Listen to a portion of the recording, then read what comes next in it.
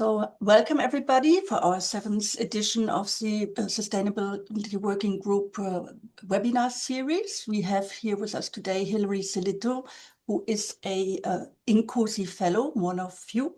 He is presenting to us on Spaceship Earth from attractive metaphor to architectural analog, architecting sustainable systems. And in the second part, he will present his recent book on Scotland 2070, a non-political vision for regenerative Scotland, a conversation framing positive sustainability. And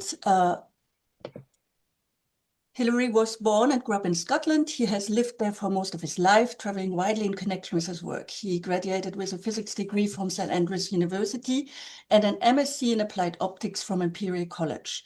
He had a career working with Ferranti and Thales, and he holds up to 8 patents. He is his appointments included Chief Engineer for Thales Optronics, Head of the UK MOD, Integration Authority, and Systems Engineering Director for Thales UK. He's a chartered engineer, a fellow of the Institute of Physics, and also internationally recognized expert in systems engineering and systems science. He has written a book on architecting systems, concepts, principles, and practice, which was published in 2014. And this led to further training in consultancy work and instructing an annual systems engineering summer school in Sweden.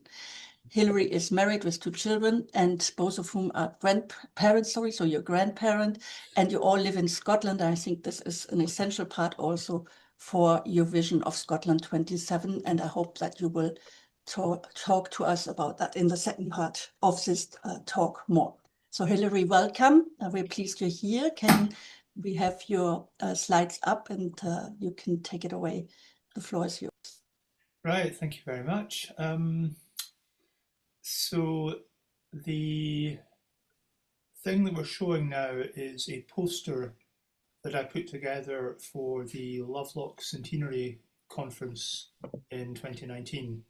And I think Tim Lenton, who is the chair of that conference, is talking to you for your next webinar, I believe.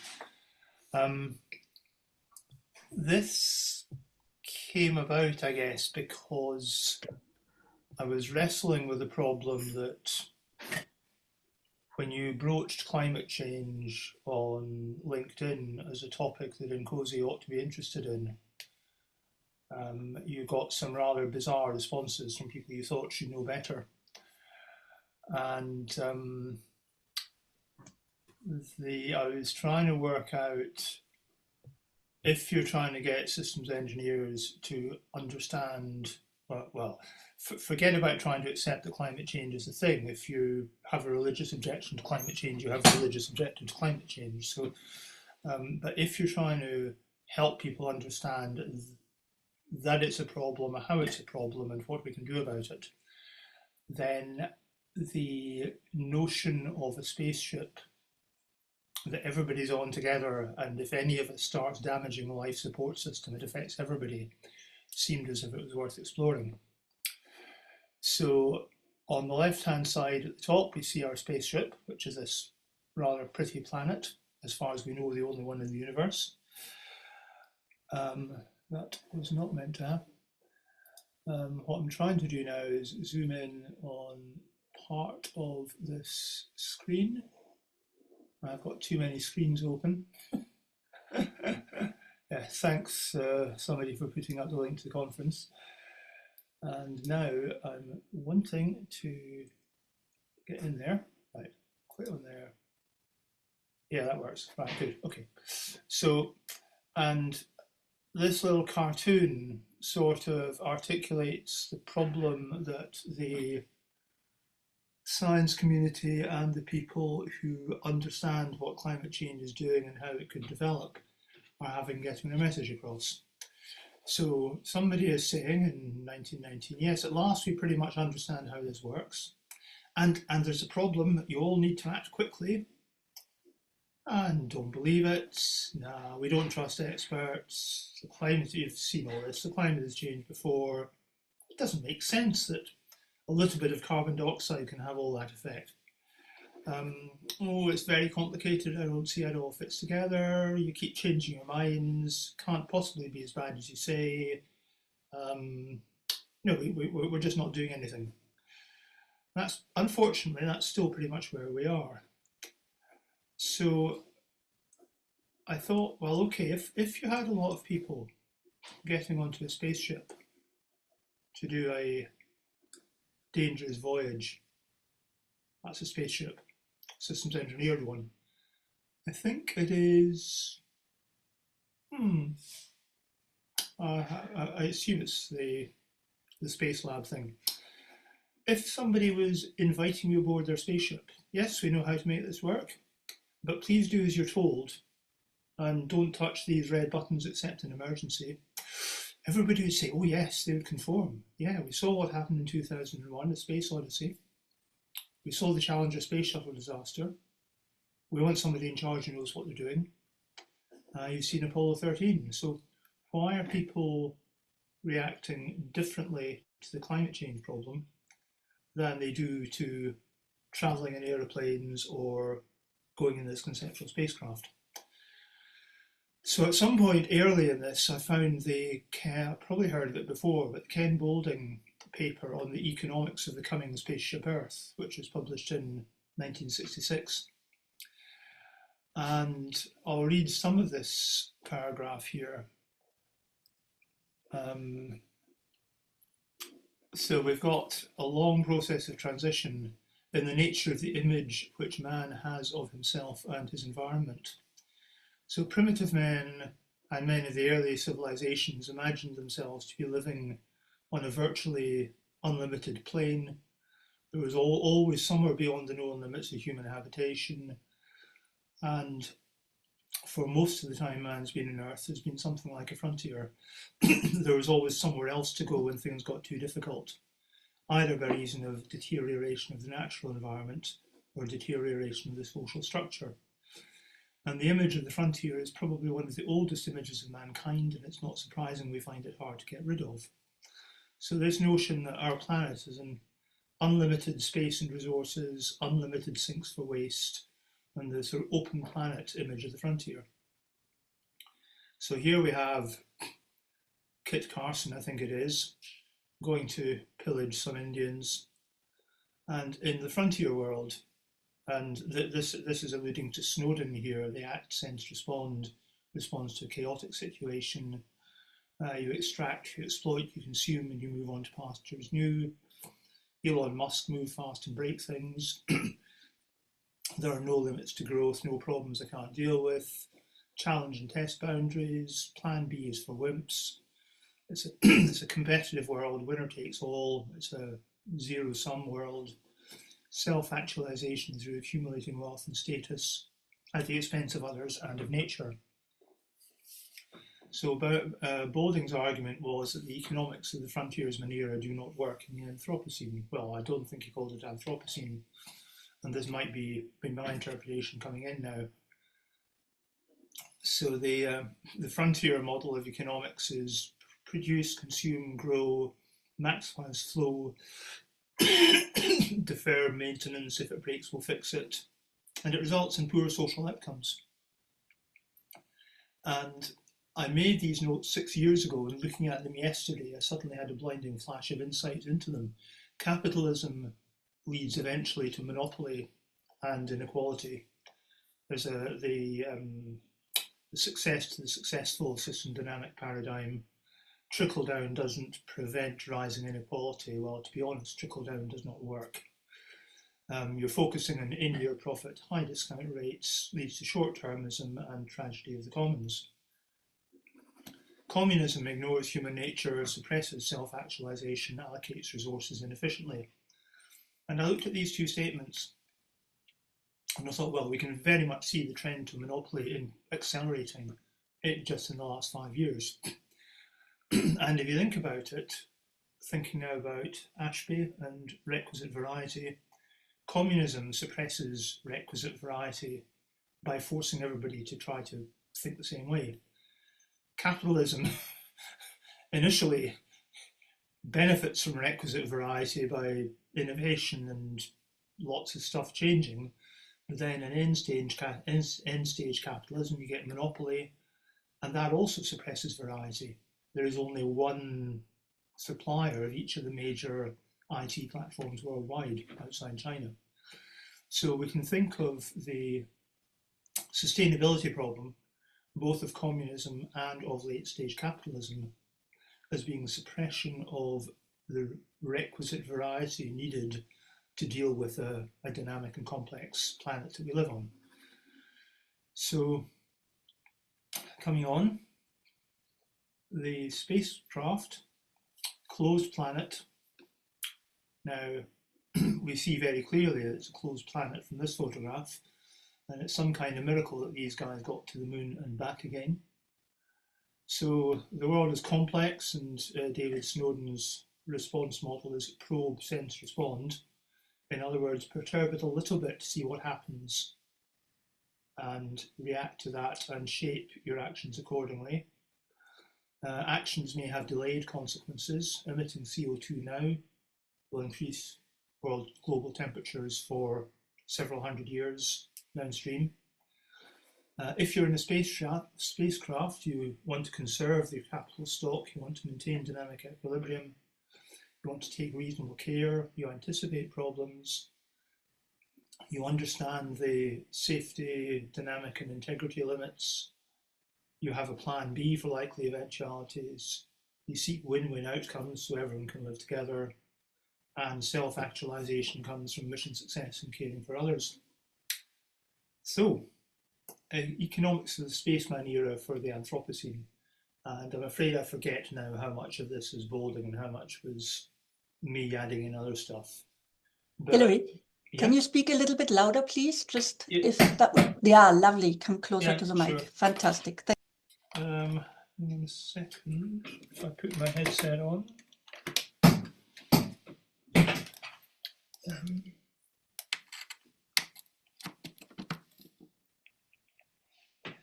Now, if we're very lucky, my microphone is right. Perfect. Perfect, right, okay, right. That's the headset. If it doesn't work, let me know. It seems to be working. Right, okay. So if we want well-being, harmony, conserve stock, maintain stuff, produce good social outcomes, we're not getting that from the current economic models. Possibly except for the one China is moving to. That's an interesting one. So what's the third way for economics? And there's the circular economy concept that was being promoted, what, 10, 15 years ago. I have not heard so much of it recently. Donut Economics, Kate Rayworth's book, I really liked. Is James Martin on the call by any chance? No. Right. I mentioned Donut Economics to him at a workshop in the UK, and he came back the next morning and said, I looked at the reviews of that, it's communism. It's not. But there's a lot of perceptions about such novel forms of economics that a lot of people do not like. So we need to avoid the problems of late-stage capitalism and of communism. Consider future generations. This comes home to you when you have grandchildren. And somehow we need an economy that offers opportunities for self-actualization, for competition, for people who are greedy to get stuff in a way that does not harm others. So the challenge is, how do we design a spaceship for 9 billion people, and how do we keep a crew of 9 billion content? No easy answers to that, I don't think, but let's see where we get to next. So we did that. We did that bit. I did that bit. What's section 4? Right, okay.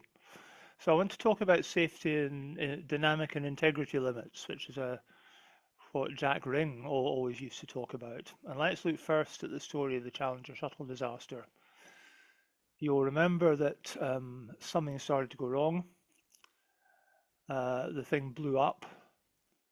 And I want to zoom in. I want to change screens because I want to zoom in on that graph. I want to change screen to this one. So if I stop share another screen, that one. Share. Now, some of you, I expect, will know Edward Tufte's book, Visual and Statistical Thinking, Displays of Evidence for Making a Decision. And the horrifying thing that this shows is that if people had actually looked properly at the data, they would I'd like to think they would never have launched.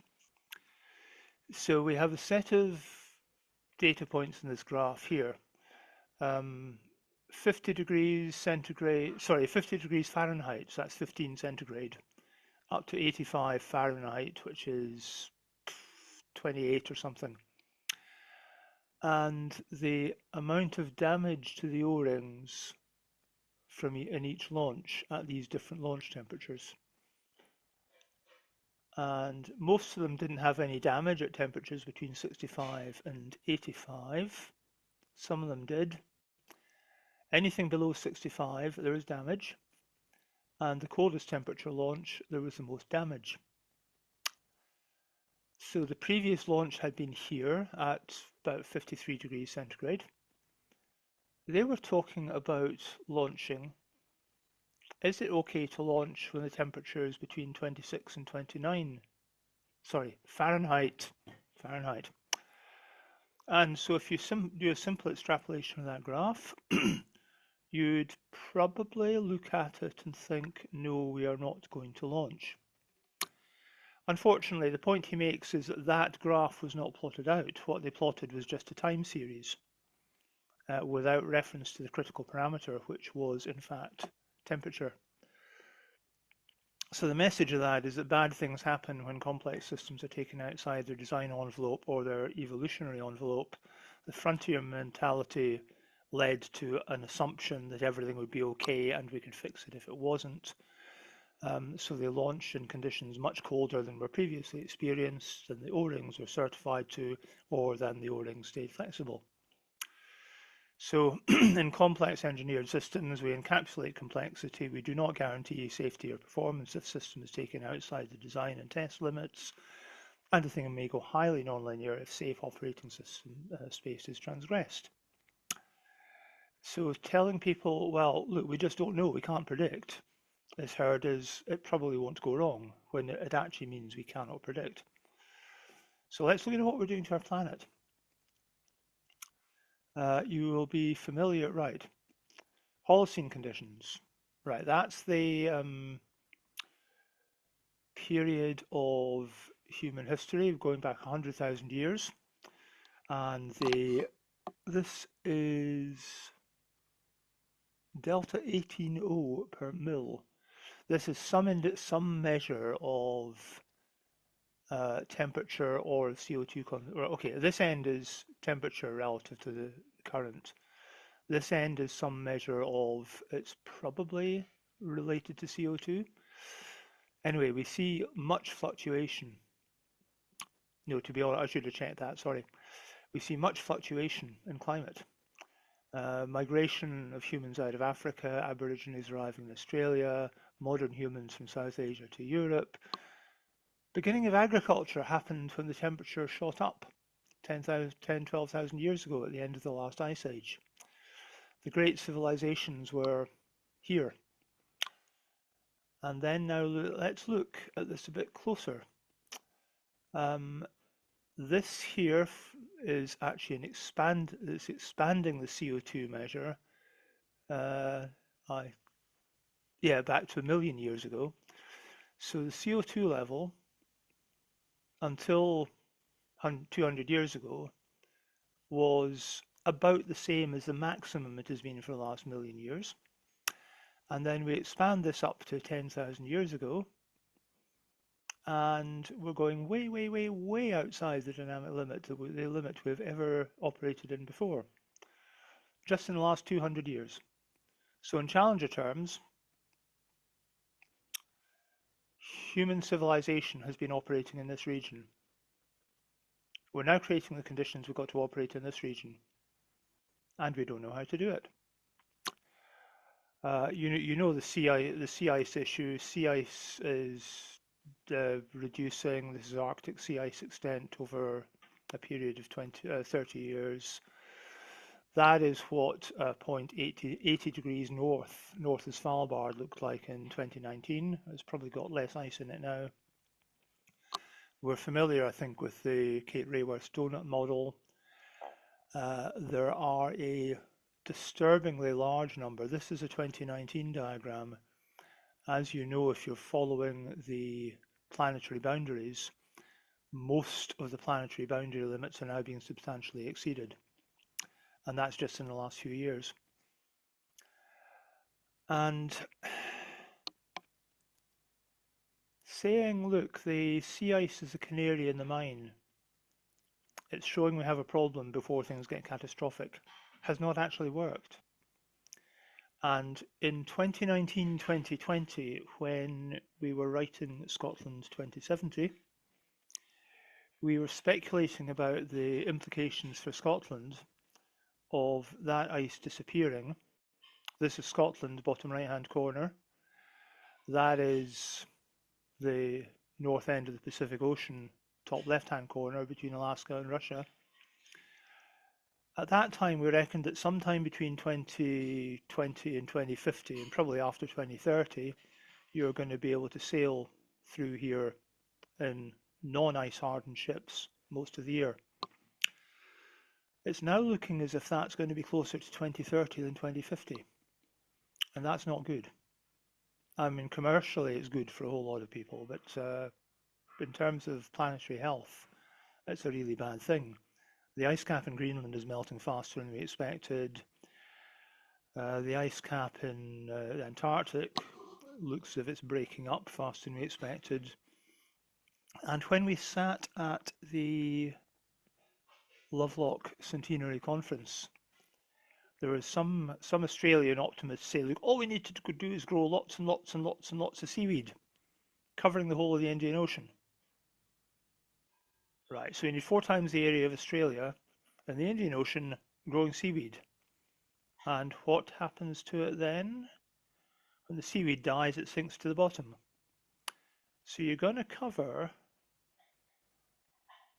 most of the Indian Ocean's floor, which is an ecology we know nothing about whatsoever, with seaweed that's going to smother anything down there. That sounds a really good idea. And it was pretty much at that point that I concluded that we're not going to manage to stop temperature rise fast enough, and we're going to have to resort to stratospheric aerosol injection to limit the rise in temperature.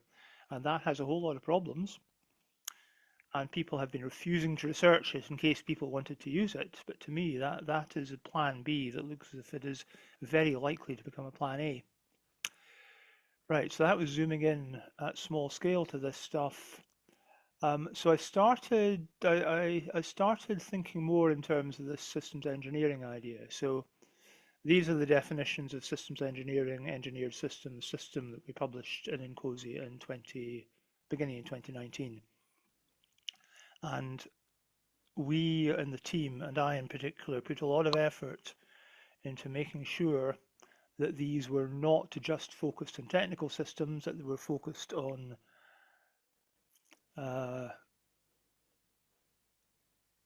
where are we looking? Yeah. So engineered and engineering in the widest possible sense, the work of artfully working to bring something about, and engineered systems may be composed of any or all of people, products, services, information, processes, policies, and natural elements. Because of course, when we look at the Earth system, as it was before we started doing industrial scale interference with the atmosphere, it had been stable for the previous 10,000 years in the Holocene, and we'd made little scratches on the surface. The new system we're interested in is Earth system plus human perturbations to the Earth system. And those two subsystems are interacting in all sorts of unplanned ways to produce unintended emergent properties, including potentially climate breakdown, biosphere breakdown, a few other things. So if we do an intervention system to mitigate human perturbations, then that is an engineered system, whether it's planting trees or doing stratospheric aerosol injection or rapidly introducing a new kind of energy to replace fossil energy.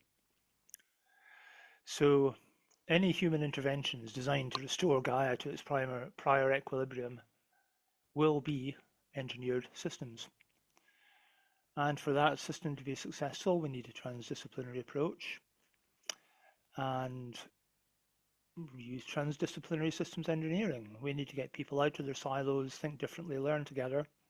Shared mental model. Now, Senge was Peter Senge, shared mental models.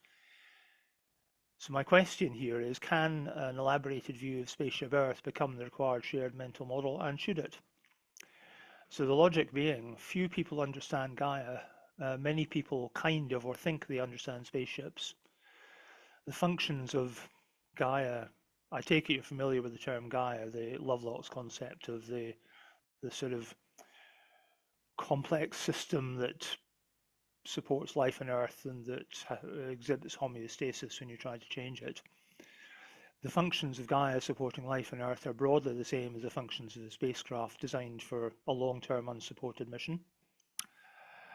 So Mr. Musk will have to think about it if he actually wants to go to Mars. There is a potential to use a common functional or logical architecture, I don't differentiate between the two words, to describe a spaceship and Spaceship Earth.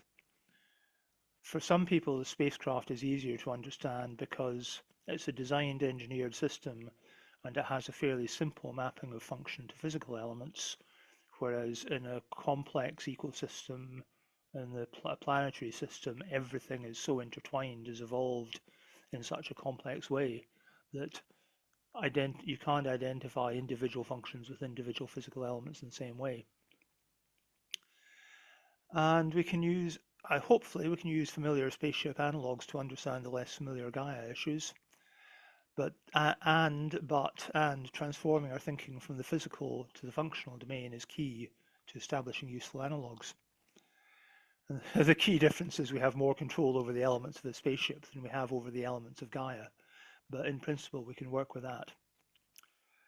So if we start thinking about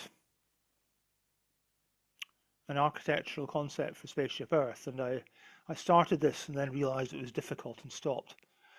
So the challenge is on somebody else, if they're interested, if they like this idea, to pick it up and run with it. So if we have Earth's physical elements in the Earth system, like atmosphere, biosphere, homeostasis, which is a behavior in large parts of the atmosphere and biosphere. The corresponding spaceship system physical elements are environmental control and life support system, which I believe is now called an ECLSS. The functions these perform are maintaining conditions for life. So providing supply of air, water, food, maintaining temperature within an acceptable range, managing waste, shielding the biosphere from harmful influences. In a spaceship, the pressure hull keeps the atmosphere contained, and a planet is gravity. Solar panels can capture and convert solar energy into usable form. In plants, it's photosynthesis. It turns out that solar panels are far more efficient per square meter in capturing energy for human use than plants are, by like a factor of 10 or 100. And I can show you the working if you're interested. Reflecting away incident solar radiation, we put solar shields in spacecraft. Ice sheets, clouds and aerosols historically have done that, and we are radically affecting these in the way we're now geoengineering the atmosphere accidentally, and the result is we're geoengineering the planet accidentally. So this is intended to show that there is a way of doing this should one want to. So suggested next steps would be to move, Spaceship Earth is an attractive metaphor, you can do a lot with it. Is there benefit in turning it into a formal analogue so we can draw precise and at least causal, if not quantitative, parallels between Earth system issues and spaceship system issues? using familiar spaceship analogies to explain the much harder to understand Gaia systems and how to restore planetary health. So, is it worth doing, and if so, how? There we are. That is 2 questions for you, ladies and gentlemen. And I will pause there and see if anybody wants to comment. Sorry, I did not share the right screen. So we were actually over here. My profound apologies for that. Somebody should have shouted at me. We were following and listening. It made sense. Of course, you have copies of it, so that's okay. Absolutely. Good, right. Everything, the PowerPoint's going to crash on me now. Anyway, there. Okay, right, I've finished for that bit. And look forward to hearing other people speak. Sure. Shall I unshare the screen now? Well, I think what would also be interesting is if you can show the modeling as well with the SysML for a second, and then I hope we are formulating their questions right now already, so that we start a first question and answer section after the presentation of the Earthship spaceship metaphor. Okay, I think I'm going to stop sharing that. No, I think my computer's pretty much frozen. Okay, that's okay. It really has, hasn't it? Yeah, it's okay. Don't worry. We have everybody has that in his email, so they can consult this. And does anybody have a first question? Yeah. Yes, maybe I raise hand. It's Alain speaking. Can you hear me? Yes. Yeah, sorry, my video is not working, so you can see me. I'm here. And we think we can control spacecraft. And yeah, thanks a lot. But I think it's very frightening because I was this week. It's the second time I hear about solar geoengineering. Yep. First was a video from Ted Parson. I didn't know, but and you two seem very rational and the engineers, and so it means maybe you're right. Maybe it's the less unreasonable solution considering the situation where we are. But this is a comment. But my question was mainly on this analogy with spaceship. Obviously, it's an analogy, but maybe one big difference is that thinking, for instance, at the donut and the 9 planetary limits. Yep. I think we have, unfortunately, we have other dimensions than the only climate. Oh yes. Maybe the similar limits exist less inside a spaceship. For instance, biodiversity. This is a question I would like to have your remark about this. Or is it fully similar? Obviously not. It's an analogy. Yeah, obviously not. But if in terms of let's say in terms of the method of the process, if you're designing a spacecraft, for long distance unsupported, say a journey to Mars to colonize Mars, you probably need to consider a lot of things that the Earth Space Station doesn't have to worry about. You would have to worry about biodiversity loss, if only sort of genetic narrowness of the gene pool. You would have to worry about how you set up some sort of sustainable ecosystem in Mars in some. I haven't looked at the recent fantasies. I mean, I think just the energetics of trying to do this say it's not actually sensible unless you have some sort of micro-sized nuclear fusion system. And even then, you've got a mass problem. How do you expel enough mass to keep yourself going? It is simpler, but the methodology thing says is, okay, I now have a number of integrity limits that I need to stay within. And then I just need to find out what the integrity limits and issues are for the particular system I'm dealing with. Yeah, you're right. Okay, thanks. But it remains frightening. Yeah. Because No, I mean, are people familiar with the novel "The Ministry for the Future" by Kim Stanley Robinson? I heard in this video it's about India and a decision in 2020. The book is from 2020, if I understand well. Yeah. And it's saying kind of now. And I honestly thought it was going to happen last summer. But I will post the video from Ted Parson. It's not himself, but it is an interview between Ted Parson and the other. And this scientist says we need maybe some 10 years or maybe 30 years to have maturity and at scale availability. But maybe it's only one technology, not other technology can be quicker. Yeah. I mean, to me, the really disappointing thing is that we actually have the technologies we needed.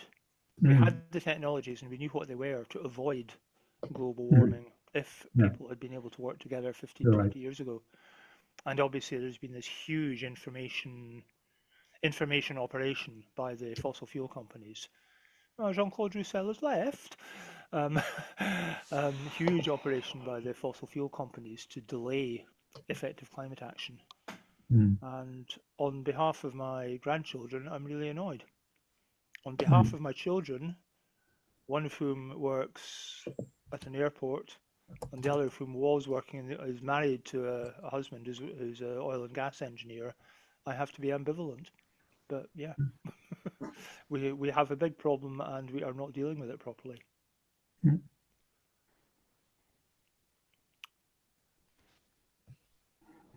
Silence. Sorry, Yes. I did not mean to bring everybody to a stunned silence. So frightening. Yeah. Anybody else who has a direct question or comment? Bruce? Bruce is in silent. Oh, you wanted to get this as ML model. I'll pull that up while we're waiting. He is unmuting. I just want to say thank you. And it was brilliant then. And I'm just amazed at what it says now. So thank you. Thanks. Yes, I don't like being Cassandra, but I mean, Alain, can you mute, please? Yeah, sorry. Yeah, as a kind of illustration, moving on slightly to Scotland 2070, we wrote a kind of a 3-page. The Scotland 2070 is mostly independent of the politics of whether Scotland becomes independent or remains part of the UK. But we did do a 3-page what would an independent Scotland maybe want to do in terms of defence that might be different from what we're doing in the UK. And I read that a few weeks ago and essentially no change as a result of the Ukraine war, which I thought was quite interesting. Like, very interesting. So unfortunately, I do, every now and then I seem to be able to be a Cassandra, and I don't really like it. But yeah, so Bruce, this is your SysML model of Kate Raworth's model, and I think so, Kai wanted to be reminded of it. I'm not quite sure whether you want to talk about it or just make people aware. Hamza had questions around it as well and picked up on it. Alain, if you can hold it for a second, and Bruce, we would like to hear you. I found this model in Kate's book much more interesting than the donut. Because unless we understand all the systems that are in each of the layers and the flow of energy and the flow of mass, flow of matter, we really are at risk of making any interventions. And I hear a lot of people talking about systems or reinventing definitions of systems many, many times. And this was an attempt to look at the systems and to identify which ones are critical. And I've moved this on, and I'll put some links in the chat. But this was very early. I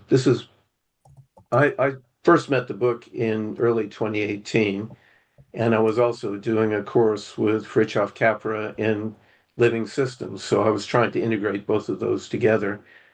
But that was my first exploration. And again, I'll put links in the chat to where I currently am. And this is all prototype and trying to understand the systems using the systems approach. So any questions or anything? Hamza? Maybe on that regard, like, did you use it with regard to system development, like from developing a system to somehow using it or integrating it within this framework? Let's see. What I did was try to describe each of the systems and use an approach to system description based on an architectural approach, and I relied heavily on Hillary's book and also the 42010 standards. So I've been using that approach and trying to take a systems engineering view, but it's been primarily just to get the identification of the systems and their characteristics and how they interact, and understand that in order to be able to then look at the problems and the solutions that come out of that. I don't know whether that answered your question, but yeah, I'll share the websites and you can look at that. Perfect. Yes, So thank you very much. Any follow-on, Hamza, or we have quite a few hands up. So Alain, I'm still going to make you wait for a little bit. I'll start with Mike, then Randy, and then Alain. So I have a couple of things. Thank you very much. So there is a IEEE standards working group that's working on a digital twin of the Earth, period. So there might be some collaboration that's possible, or at least input from this group into the standard, if a digital twin could help in the modeling in the long run, and certainly making predictions. I know, Bruce, you're smiling. Yeah, that sounds great. Wonderful. Okay, so the lead is Siggy Klugner out of Vienna. Okay. Back to the presentation, I really appreciated the comments on democracy and communism. I've been thinking along the same lines for a long time, Hillary. So, and the conundrum of where to go, right? So that's my second comment. The third is in trying to line up where to go, and this is very much my very personal opinion. I think number one is we really need to go with Einstein and keep it simple. As simple as it can be to achieve our goals. So I see a lot of people looking for very complex solutions, and maybe they have stars in their eyes because the solutions are so funky, or whatever I want to call it. So the simplicity. The second is we need to look long-term at how we can have this healthy, I call it biosphere, in other words, planetary biosphere. And that is a spaceship, because I don't think that mining space and so on is going to be any type of significant solution. That's just my very private opinion. But we need to look at long-term, what is it that we need in order to have a healthy biosphere that sustains humanity, but it's not necessarily human-centric. And the third is to look at what we have thrown out of balance, or sometimes I like to call it, address the mess we have made. And that is looking at how we imbalance the atmosphere, how we have been affecting the ocean, how we have been changing all kinds of, as you say, systems, and how can we reverse some of the damage. So when I talk to students and to young professionals, I say, look, there's different channels in which you can engage your enthusiasm and your energies. But ultimately, there is the current waste that we need to deal with. We need to deal with the waste that we are producing right now with all the systems we are using. And we have to, and for the future, design for, as you say, a spaceship model for Earth if we want to sustain humanity and biological systems on this planet. Thank you. And I love spaceship. I love the spaceship analogy because it does bring people to look at this limited system. Yes, thank you very much, Mike. And I agree. I loved how it showed that geoengineering, we're doing geoengineering one way or another right now anyways. And that struck really home with me. I said Randy now, and then it's Alain, and I'm apologizing, Alain. Yeah, thank you. That was a really nice presentation. So I'm going to talk a little bit, and then I think try to land on a question. First off, I appreciate sort of the discussion on mindset. I think, though, we could probably go a little bit further, dig a little bit deeper on where that comes from, why it's so hard to shift. Just thinking about human beings, human beings need to maintain a certain kind of homeostasis, and when that's threatened or changed in significant ways, that affects our behavior. For as long as the human race has existed, there's been a fascination with fire. Guston Bachelard wrote about this back in the late 30s, did a psychoanalysis of fire. And it's I'm going to be a little poetic, and that what you're calling this frontier mentality, I would sort of analogize to his thought of the clinging fire. This is something that clings to the human psyche, our human capacity to persist in the world. It's an important thing, actually. But I think if you sort of look at that, and within that look for some other ways to be, it sort of moves beyond this focus on architectures to maybe ecologies and ecologies of mind, right? Our mind has an architecture, and it has all these layers and we can describe that sort of objectively, but it also has an ecology. Bits of our mind are connected together in tree-like fashions, right? But we very rarely think about that when we talk about architecture.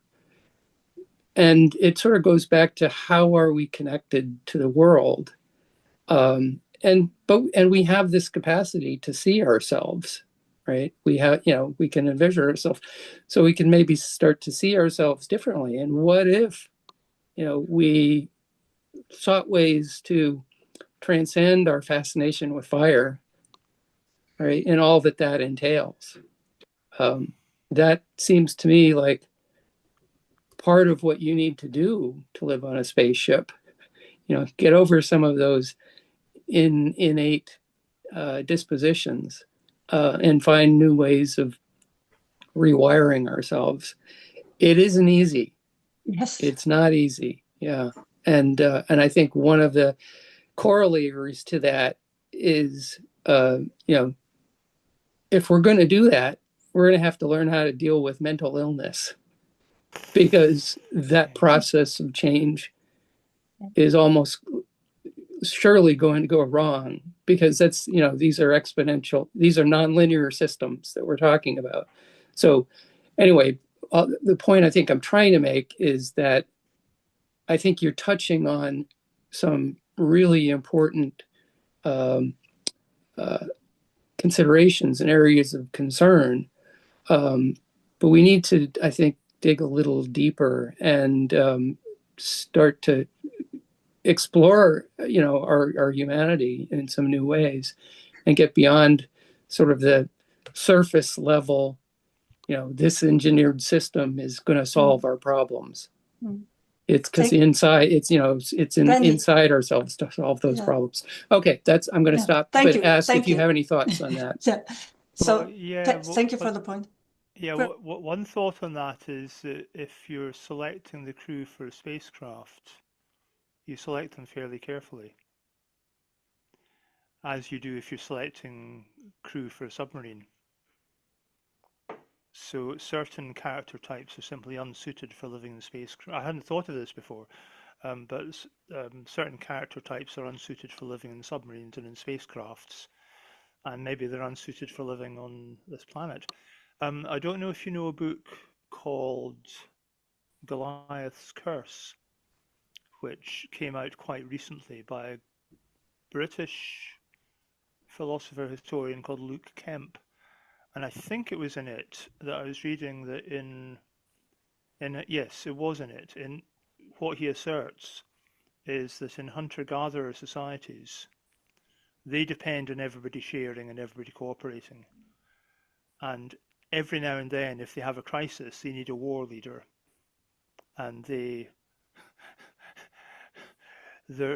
claims there have been situations when somebody who has war leader-like behavior is expelled from the group, sent to live on his own in the jungle. But then if they need him, they go and get him. I mean, it's like summoning the Roman general from his farm and then sending him back to his farm after the war. But he claims that hunter-gatherer groups have very strong mechanisms for controlling behavior that would jeopardizes the homeostasis, if you like, of the group. So that ties in exactly with what you were just saying. Excellent. Right. Hilary, thank you. Can you check whether it's Goliath's Curse, I guess you said, so I put that in the chat if that's correct. And I also put Folding the World by Anders Levermann, who is a German climate scientist. I got that from Stefan Nörke, who also comments on this drive forward, and that we can fold using chaos theory mathematically our human trajectory by putting different sort of value systems in front of us, right? Yeah.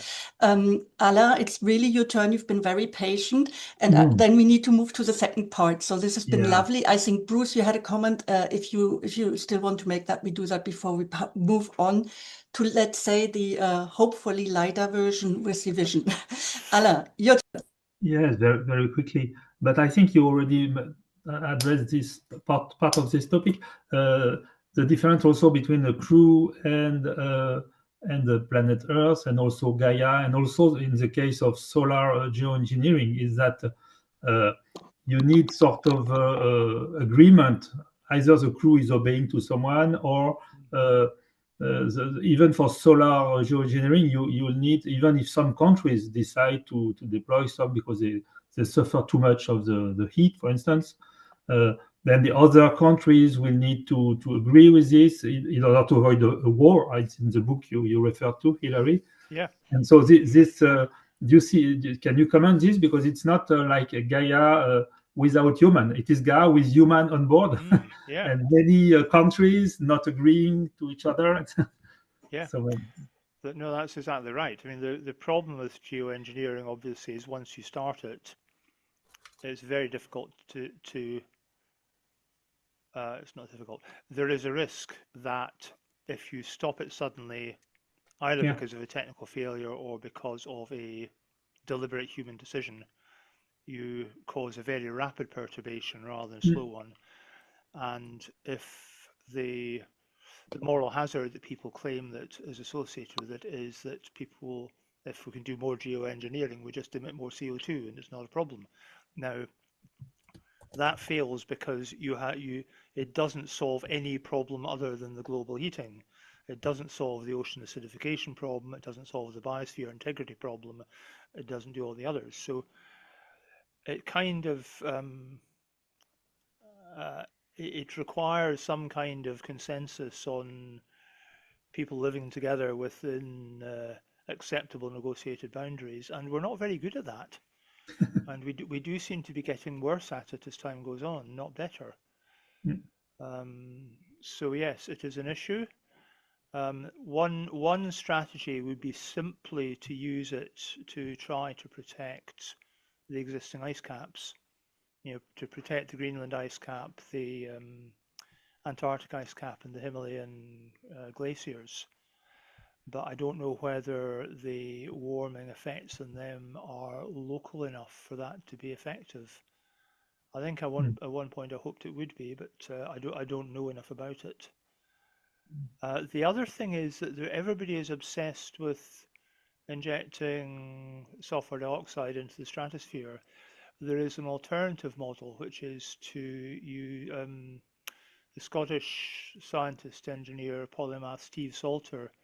I haven't studied this. He's proposed that you can use you can spray ocean water into the atmosphere, and you get salt clouds. It may be that they are at too low level in the atmosphere to be fully effective. I don't know. I have not looked at it. I know that he shouts a lot about it, and nobody seems to pay very much attention. I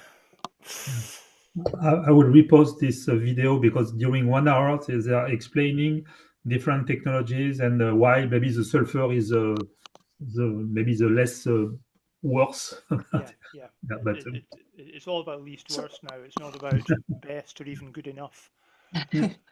So before we move on to the next part, I'd like to make a couple of comments too. So we had Bill Bauer present to the before last session, and he clearly showed to us that we are living in a sociopathic times. And I think that is also a comment on what you said earlier. And coming from a human capital side, I think there's a lot in these areas to look for as well. And let's move on to your book, Scotland 2070. Thank you, everyone, for the comments. I think that we could continue on this still lots more, and I think we will follow up Alain has ideas, and this is a nice start to really getting deeper into this.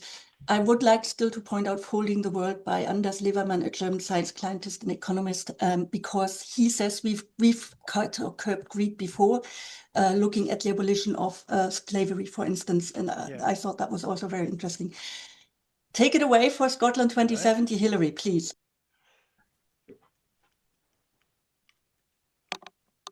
So maybe I'll just give a little bit of a starter from what I understood. You co-wrote the book with 3 other authors, and you're working on a vision which goes beyond the political scene in Scotland as independence discussions, I guess, and back and forth, and you look at what would this region or state look like with a economy which is based more on well-being.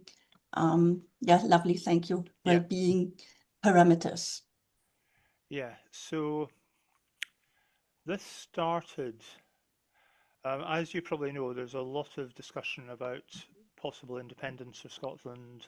There was a referendum in 2014 which the vote was 45-55. 55% voted to remain in the UK. There was much discussion about the only way Scotland could stay in the European Union was by staying in the UK, and then 2 years later, the English and Welsh voted to take us out of the European Union. Bizarrely, the independence movement failed to capitalise on that, and it's a bit of a surprise that we're still together. The 2 co-authors and I, we'd been on different sides of that particular argument, and our positions had shifted in various ways. So we were not sold on either independence or staying in the UK as is, or some third way like federalism as being the right answer. So we said, well, what effects do we want to achieve? Instead of focusing on the means, what are the ends? And we decided to take a 50-year horizon for 2 or 3 reasons. We could not agree when oil was going to run out. Ian has been in the oil industry almost all his life. I haven't. But 2070, we reckoned, was a horizon. By that time, things would have changed a great deal, and almost certainly renewable energy would have become dominant. Nobody else is thinking that far ahead. We tried Googling Scotland 2070, and the only thing we found is a very sad prediction of what would happen. The First Minister at the time would be sitting at the age of nearly 100, forced to wear her burqa because everything would have been taken over by Islamists. And we thought, well, we ought to be able to swamp them in the internet search rankings, and that thing has totally, completely disappeared, I'm glad to say. So if we've done one useful thing with this book, it has suppressed that horrible horrible bit of rubbish. Ian and Dorothy, they'd worked in the UK, they'd worked in the US, they do a lot of work in the Middle East. I've obviously only been in the UK in terms of living.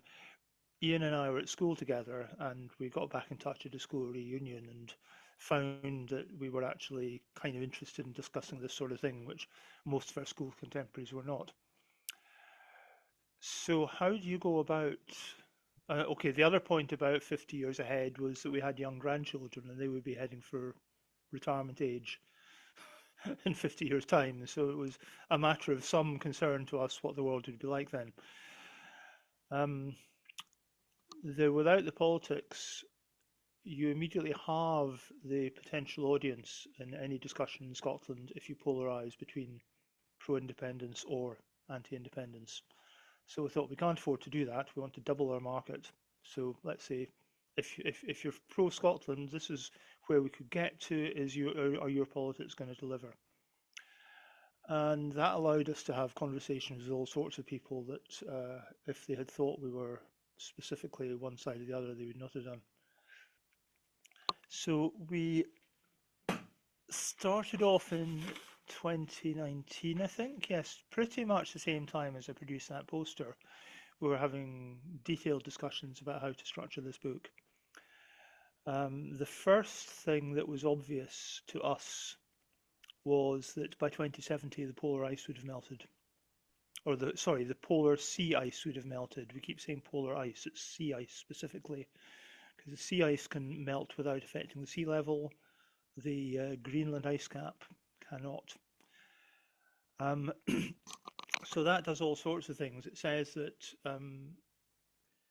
I guess certainly for the last 150 years, as a junior partner in the British Empire, once Canada was settled, there was a lot of Scottish connection with Canada. There always has been. Orkney and Shetland, the islands off the north of the Scottish mainland, are about the same level as Hudson's Bay. And Orcadians, people from Orkney, were very involved in the Hudson's Bay Company. But we were heavily involved in the British Empire and wars in Europe. So generally from Scotland, you look, if you're upper middle class Scottish, you tended to look south. And we've been looking south for at least the last 150 years. And the time has come to look north, because everything is changing. Everything changes. Trade patterns, if you can sail across the north side of Russia, it's 2 weeks instead of 3 to get from the Pacific to the Atlantic. And that has radical implications for economics of sea transport, time of sea transport, benefit to Russia. When you look at maps of sea level rise and say which country is least damaged by sea level rise, guess what the answer is? It's Russia. Because none of the important population centers in Russia seem to be badly affected by like 10 meters of sea level rise. St. Petersburg might be the exception. But every other country loses more of its land area from sea level rise than Russia does for any given amount. And so the Russians have quite a strong incentive to open up the north, the Arctic Sea route. So the first chapter of the book is about the implications of that. The Orkney Islands have the largest deep water safe port or safe harbour in the northeastern Atlantic. The Norwegian fjords, of course, are safe, but they're extremely deep, so they don't have the characteristics of a good harbour. And that, of course, is why Scapa Flow was used in the First and Second World War as the headquarters of the Royal Navy. So sea ice is really big. And if you think about a very large container ship coming through from, say, from Japan, with a load that has to be split up between America and Europe, it's got two options. It can do a triangular trip to US and to Europe. You can have a big enough, consolidate the cargo enough that it goes to, you have two ships, one going to each, or you send one ship over to a distribution hub somewhere in the northeastern Atlantic, somewhere near Scotland, for example, and break the load down into smaller ships and take them directly where they want to go. And we were not the first people to think of that, as we discovered when we found a report by a guy called Alf Baird, who was discussing very much the same thing. Unfortunately, we'd published the book before we were able to reference it, and he doesn't talk to us, maybe because he thinks we hijacked his idea. The second issue we have in Scotland is that we used to have, like 6,000 years ago, woodland cover somewhere between 60 and 80%. Now we're somewhere between 16 and 18, and 150 years ago it was 4%. So Britain is one of the most biodegraded bits of land on the planet, because people have been living on it and burning stuff and fighting over it for so long. And so we spent quite a lot of time looking at how quickly could you, and the other problem is we import a huge amount of timber, perfectly capable of growing our own, but we think that land is much more usefully used for shooting grouse and shooting stags, which are male deer, the red deer that we have and that Norway has, and reforesting, both for biodiversity reasons and as raw material for manufacture. Timber technologies are now able to produce houses that are strong as steel and as fire resistant as steel. And so instead of using concrete and imported wood from other places, a country like Scotland, with a relatively low population density and a large land area, should be able to grow its own timber and build its own wooden houses, which the volume house builders that we have are not very interested in. So that's wood as a building material. There are huge issues about land ownership, huge issues about land use.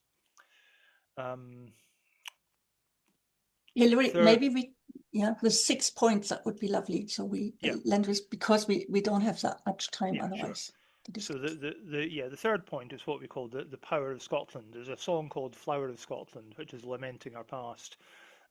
We have a huge amount of renewable potential. So that is at the moment being exploited with very little benefit to anybody in Scotland except the technicians who are going to get to maintain the wind turbines. And Scotland and the UK have not had industrial policies for the last 40 years. It has been finance will solve all our problems. Actually, all finance does is suck wealth into the richest 10% out of everybody else. So third element was renewables. Transition, we have a large oil and gas industry as well. And how do we manage and nobody agrees, how do we manage the transition from oil and gas to renewables? Can we add value to the renewables being built to make them to replace the oil and gas jobs with renewables jobs? The answer seems to be no, because China got in there too quickly. But a lot of discussion about, so the Scottish Scottish electricity supply is more than 100% renewable. In other words, we export more renewable energy than we generate and import non-renewable. So we have a wind turbine and a heat pump, and we consider that that is zero carbon in its use of electricity. Not quite true, but close enough. And then we have wind, we have wave and tidal energy potential as well. Tidal is particularly interesting because we have very strong tides all around the Scottish coast and they're out of phase. So in principle, you can generate baseload energy from tide. How about our infrastructure? A lot of our roads are old, a lot of our buildings are old. We have 11 different universities in a country of 5 million people. Should we have one? Should we have one very major research university and postgraduate training or post-school training colleges? At the moment, some of our universities are topping world research rankings. Can they continue to do that as more and more money funnels into the Stanfords of this world? Should we have one airport in the middle of Scotland? This is Ian's big proposal. When we looked at the place it was proposed to be built, it was going to get flooded if climate change gets serious. It so happens that Edinburgh Airport will still be above ground after we've lost quite a lot of our land. But that was a useful discussion. The fifth one is we have still have a very strong science and technology base. A lot of big problem we have is that small companies end up selling out to American private equity or American big companies. So very little of our large employers, very few of our large employers are actually owned and controlled from Scotland. And that seems to be of no concern to our politicians. It is of acute concern to us. And we did have this little discussion about what we should be doing about defence if we did not have the British legacy hanging over us. And the answer, obviously, is there are only two countries that successfully invaded Scotland in the last 1,000 years. One is Norway, the other is England. We count both of them as our friends now. So the one thing we do not need is large conventional military. There's a huge problem from Russian and indeed American information operations, cyber warfare, debt warfare, people getting you into debt and then forcing you to do things you don't want. And this discussion was all about R&D. How do you fund more R&D? Do you need to spend in defence? Can you spend in defence in a way it benefits your home economy rather than being a total cost? And the other question then becomes money. How do you transform a country that has a lot of potential but is stuck in the neoliberal extractive economic paradigm? And we discussed that. We discovered modern monetary theory. We didn't think very much about it, but that does turn out to be a very important conversation. And since we published the book, our politicians have got even more wedded to an economic model. And again, this comes up in Ministry for the Future, the fact that the current economic models are driving short-termism, they're driving sociopathy, they are not generating sustainability at national or international or local level. So that's a quick summary of the book. I do want, the sixth big area we looked at was healthcare. And I just wanted to share... Thank you. That's what I wanted to ask about. Right, I did want to share a bit of data. There's two things I wanted to share, and I will try to find them. Right, so let's stop share, start sharing. I want to share Microsoft Word now, briefly. There we go. Share. Right. So Scotland's life expectancy is 79. It's the lowest of all the rich European countries. That's slightly disappointing. We're at 56, 58 degrees north. We're far north. We've got a wet climate, etc., etc. So that sounds bad. Incidentally, I would point to this graph here. Vertical axis is life expectancy in years. Horizontal axis is health spend. I think it's public plus private, but I'm not sure. Generally speaking, countries that spend a bit more on healthcare, you get significant improvement in life expectancy. Then it saturates. Spending more than 3,500 purchasing power parity in 2018 per person doesn't improve your life expectancy, but there's this big cluster of most Northwest European countries, Japan doing a bit better, probably because of diet, possibly because of culture, and then look where the United States is. They spend far more on so-called healthcare than any other developed country, and they have far worse, actually that's quite embarrassing, only slightly worse whole population outcomes in Scotland, but certainly not nearly as good as Britain, and most Canada will be high up there somewhere. The wealthy Asian and European and non-US North American countries are far better off. So actually Scotland's health is a big issue. We have better life expectancy in the US. We spend half as much of our GDP in healthcare, basically because we don't spend half of our healthcare budget on lawyers fighting each other so that they can deny people insurance claims. UK spends the OECD median in healthcare and gets good value from that spend, close to first rank life expectancy at kind of second rank spend. So anybody who tells you that the National Health Service is not working, it's not working because it's not being funded properly. The model works extremely well. And it's not a spend issue. These countries, New Zealand, Italy, Spain, Israel, South Korea. Israel is surprising, but I guess they have healthier lifestyles. Now, when you dig into the data, if you are in the top 3 deciles of Scotland's population, your life expectancy is like 83, 85 years. So if you're well off in Scotland, you're up here. If you're badly off in Scotland, you're actually off the bottom of the scale. And I'll show you that data. I'll show you a more digestible version of that data. But the point to take away from this is the low level of health and life expectancy of the bottom 30-40% of the population is a huge drain on our health service and social protection.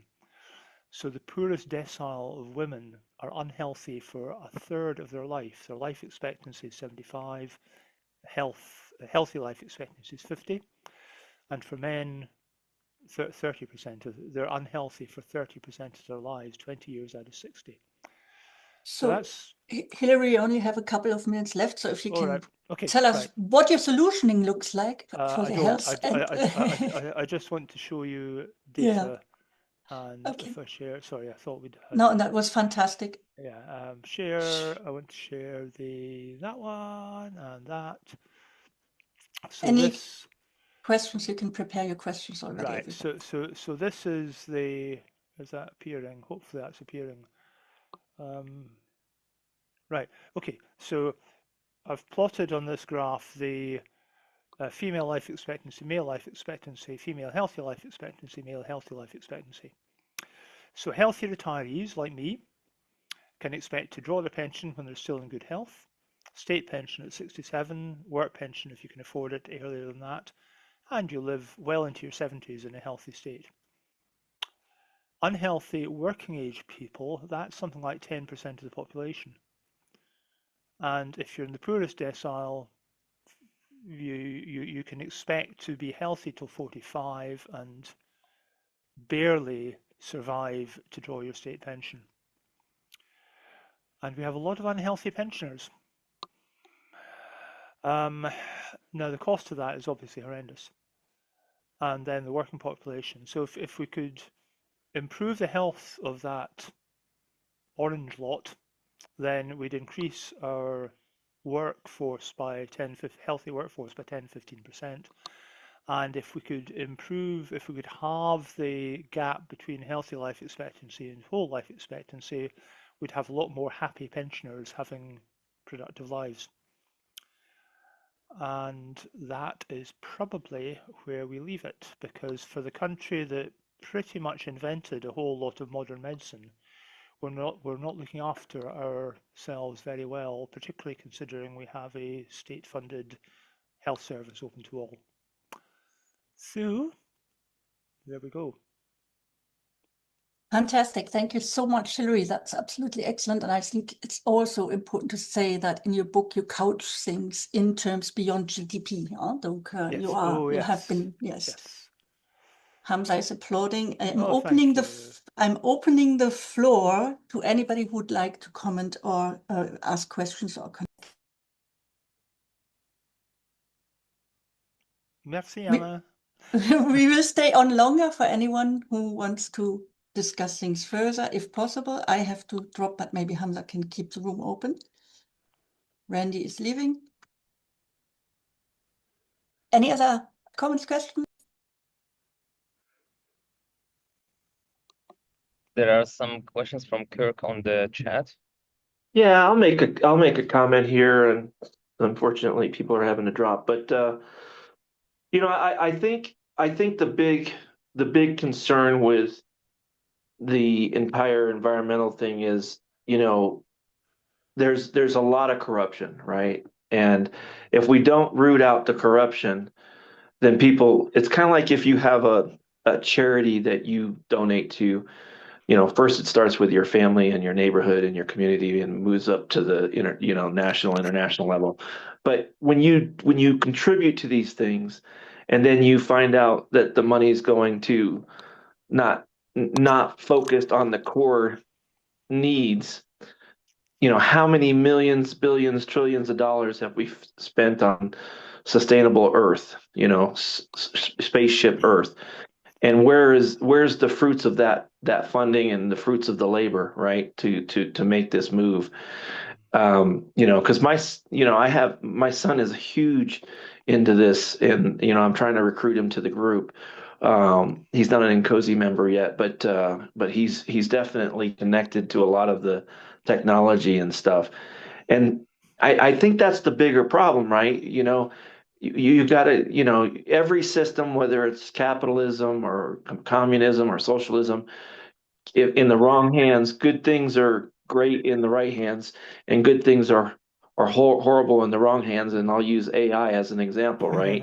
Yeah. So I think that's the key to getting this across the finish line, is you have to show the science and the data, and you got to have the trust, and you got to show the truth of how stuff has been done wrong, as well as how it's been done right, and helping over the last 10, 20, decades, whatever it is. And if you can make that story say, hey, yeah, we have not done everything right. Yeah, there was corruption here and there, but there is progress.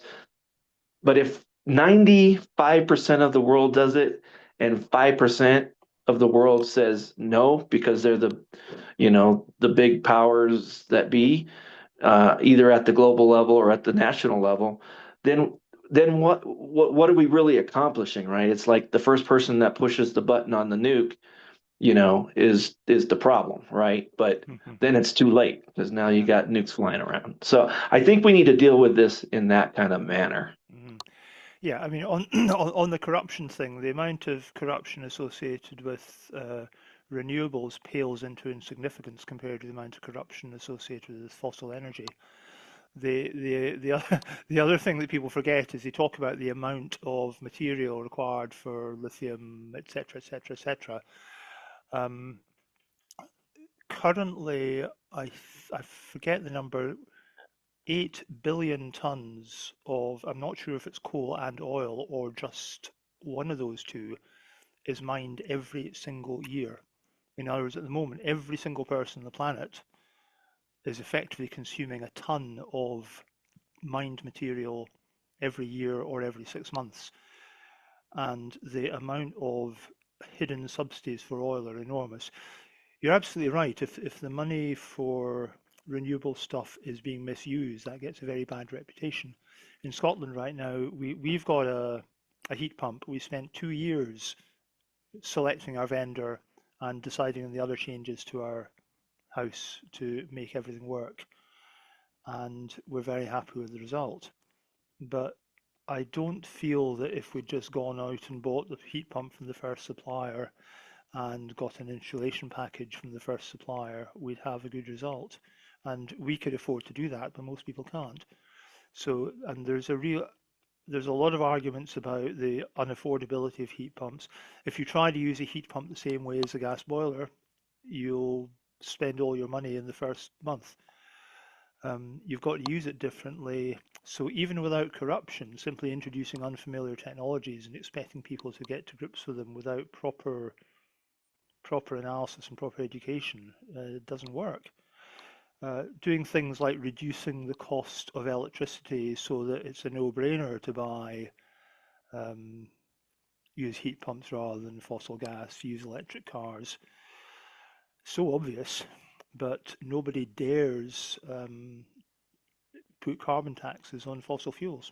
If you put carbon taxes on fossil fuels, then a lot would get fixed straight away, but you have huge vested interests against that. So yeah, there's corruption everywhere. So yeah, any solution, any solution has to be corruption proof, or sorry, not proof. It has to be resilient to the corruption that exists in human society. Yeah, and I think it's similar to the EV infrastructure issue too, right? Without the infrastructure, EVs aren't as effective, Yeah. and they're not as, usable, right? The usability factor for, the long haul road trip sort of thing. So I think we miss the sustainability of the critical infrastructure has to be developed first before the mass production and mass use of the newer green energy technologies is there. So I think there's some infrastructure ties that we need to understand as well. I mean, I absolutely hate to say this, but to be fair to Elon Musk, he did actually get that right for the Tesla cars. The entire system was put in place. I would be very happy. No, I won't say anymore. But he is not my favorite person. But he and his team did get that absolutely right. A couple of things. Mike, do you want to comment on that? Yeah. Yeah. Full disclosure: I actually have been driving a Tesla for 4 years. Seeing as I don't I can truly run on 110-volt charging in my garage. Yeah. Except for 4 or 5 times a year when I have to go much further, or months a year. So the infrastructure question is by far not as dire as you may think. So long distance, yes, lots of hotels having chargers now, but for normal operation, as you're driving to work and back, charging at home, you can easily charge 100, 120 clicks overnight. And so people have to realize that they don't have to have a fancy system to charge their vehicles. Absolutely. So most people I'd like to look at Norway. Norway has got there with some very interesting supports, including removing the tax on an e-vehicle, like the vehicle tax. Absolutely, yeah.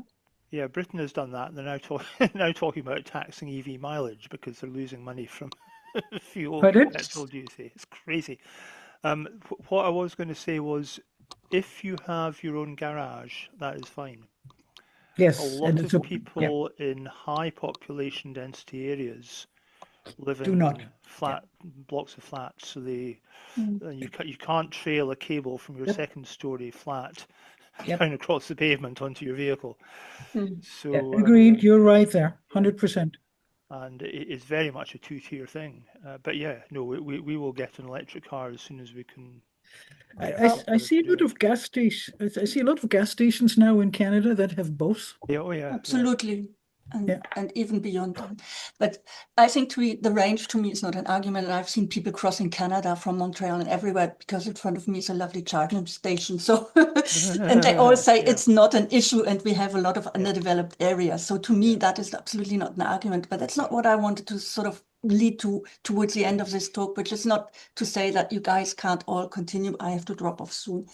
Earlier in your first part of your lecture, you were talking about plants being less efficient in solar energy than their 1% or 0.1 even might be possible. It's about 1%. I'm also from the Natural Systems Working Group, and I wanted to make a point coming back to that, which I think in this discussion might be interesting too. It's since we touched upon human capital, or let's say, how do we change our paradigms? And one of which I find which is important and in engineering communities not embraced is if we look at robustness as nature teaches it to us, I think we also have completely different approaches to what we're trying to accomplish. I mean, I really liked, and I think Mike and others picked up on that too earlier on, when we said it's not these forward thrusting nice ideas because we are patterned by our systems to have the R&D and the new thing and the shiny thing and the next best technology do everything for us. So in robustness, and if we sort of move backwards on this conditioning for optimization, I guess more intelligent ways of combining the knowledge and the technologies we have is another big part of what I think would get us further. And in that sense, I'd like to look at that plant energy. There is a reason that it doesn't do more, very likely. It has plenty of other things to do. And so for me, that is where I look for inspiration with these things. And there is a French thinker and biologist I like a lot around that, which is Oliver Hamann, for those who might know him. And he's really working tons to shift this paradigm of optimization. Yeah. I mean, there's a very simple calculation you can do, which is there was another paper poster presented at the Exeter conference that essentially said that you can provide a decent quality of life for everybody in the world with about 3.5 kilowatts of energy for everything that human society does. And that gives you a sort of energy density that you would need to get everybody in the out of the inner hole of the donut. And you cannot generate that amount of energy from the amount of biomass you can grow on the planet, unless, with the possible exception of going for fast-growing miscanthus on every single bit of land. Whereas you can generate it very easily with a small fraction total land area with solar power. So while we have 8 or 9 billion people to support, I'm afraid we do need to do a bit of engineering optimization. But I agree with you, we should not be doing it everywhere. And I agree with you too. That was just as an example that there might be tons of other things. It's not the way we if we could look at nature not in efficiency terms, because it has to teach other things to teach to us, is what I'm trying to say. Oh, yeah. I obviously agree with what you were saying. Yeah, the big debate in Britain is, should we be using valuable agricultural land that we graze cows on to put solar panels on? And the answer is yes, because solar panels don't emit methane and they concentrate energy very efficiently. And you only need to use a small percent of your agriculture. You should not need to use any agricultural land, but there's some very spurious debates based on perceptions that are pretty natural if you don't understand the data. But when you do understand the data, you think, oh, this is quite counterintuitive. Absolutely. So what I'm going to do is invite everyone to continue the discussion. I personally have to drop for another meeting. I really would like to thank Hillary for this fantastic session. I'm happy that we really got to discuss much more, and I think that's also vital for everyone. And thank you very much, Hillary. So thank you. This doesn't need to sign off for anyone who would still continue to talk.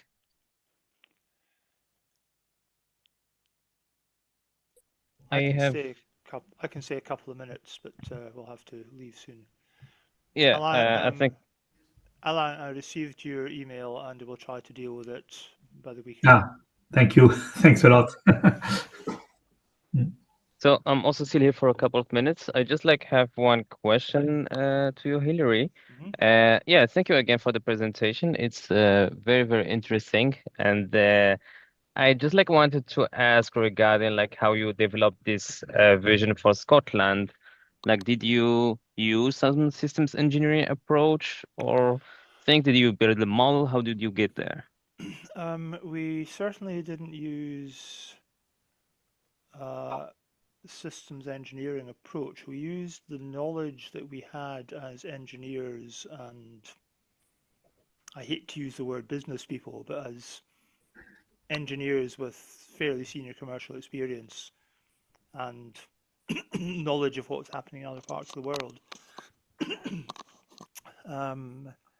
to Ian had been involved in all sorts of strategy discussions and high-level briefings, and he'd picked up the melting ice thing from actually British defence projections into the future.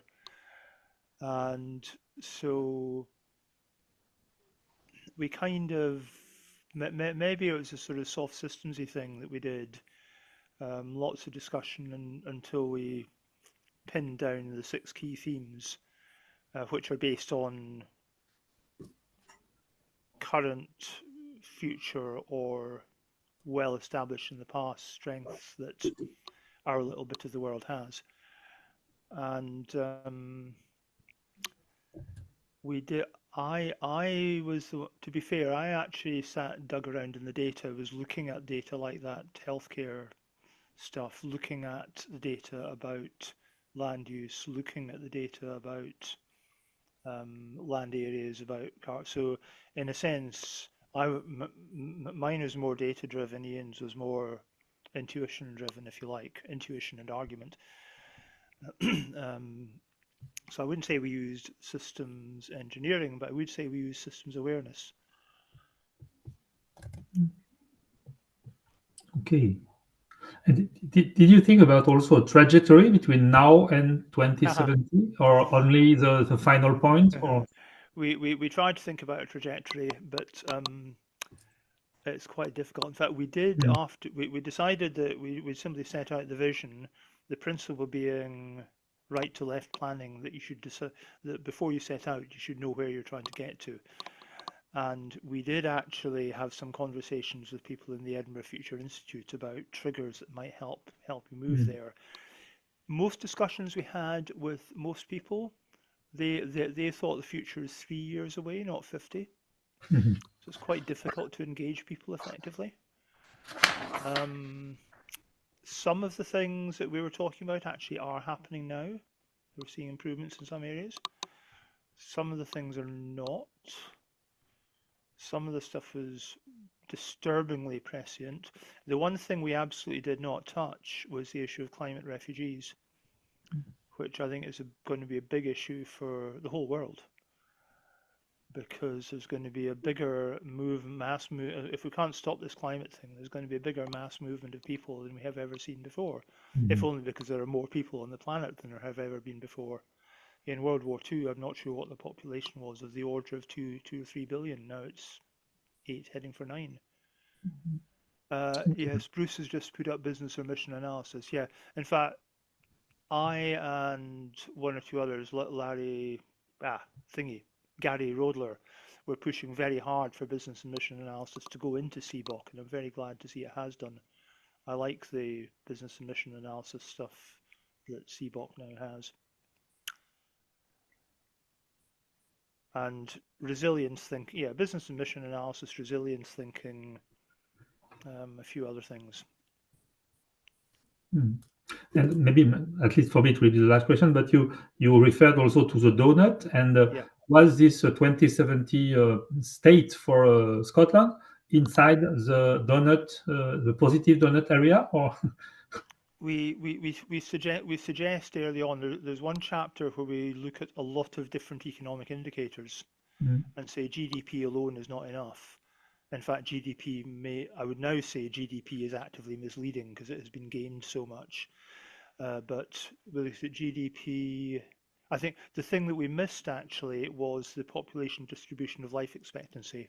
I didn't analyze that properly until fairly recently. But yeah, we're saying, okay, you need to look at happiness index, you need to look at health, you need to look at R&D, you need to look at several other things before you've got any idea whether a country's doing well. It turns out that one of the areas where Scotland is doing incredibly badly is, well, incredibly well or incredibly badly. We're the biggest exporter of wealth of almost any country in the world. Our GDP is pretty much at the same level as most of the advanced European countries.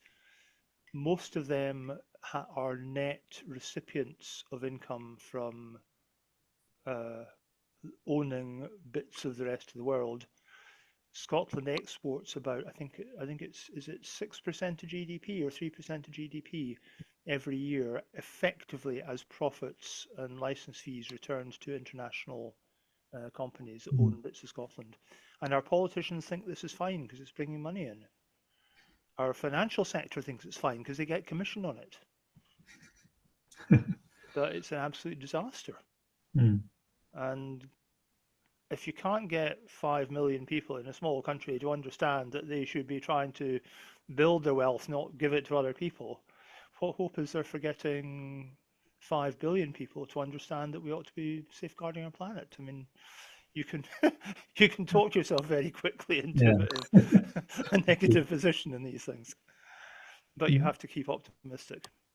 Okay, thank you. Thanks a lot. Yeah, I think it's the systems thinking, the systems engineering rigor that brings to light the connectedness of things. And I just, we don't have the right things connected, right?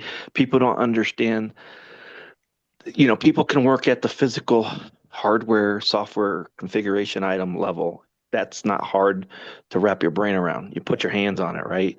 People can't conceptualize, and they don't have 40 years, 50 years of experience in life to really connect the dots that are happening on a global scale. And I think that's where, I'll call it the gray beards and the wise old ladies, we need to do a better job.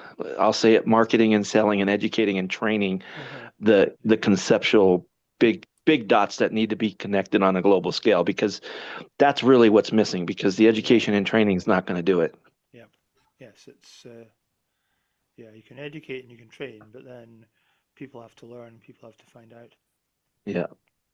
And I think modeling and simulating could be part of the solution, right? If you model and simulate all the factual data that shows here's the trend line and the timelines and the strategic imperatives and the tactical execution things to mitigate the risk that we see on a global scale, that's what we really should do, because it's the audible, it's the different type of learning, right?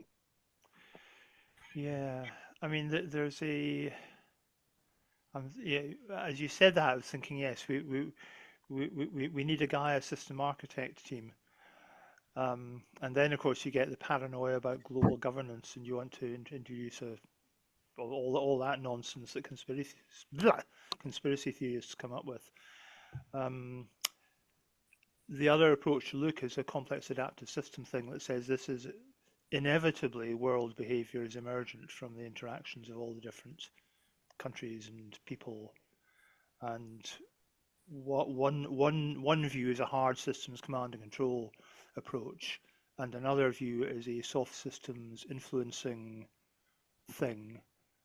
And how do you motivate people to work bottom up so that what you want emerges from the chaos rather than being dictated top down and then rejected because people don't want to be told what to do? It's a very, very, very difficult problem. Yeah, I'm actually helping Haifeng Zhu and several other folks build a a adaptable architecture ISO standard with this would be a great use of that, right? How do you use that adaptable architecture standard to highlight the strategic imperative and the health of the Earth collapse? Yep. Right, I need to leave you.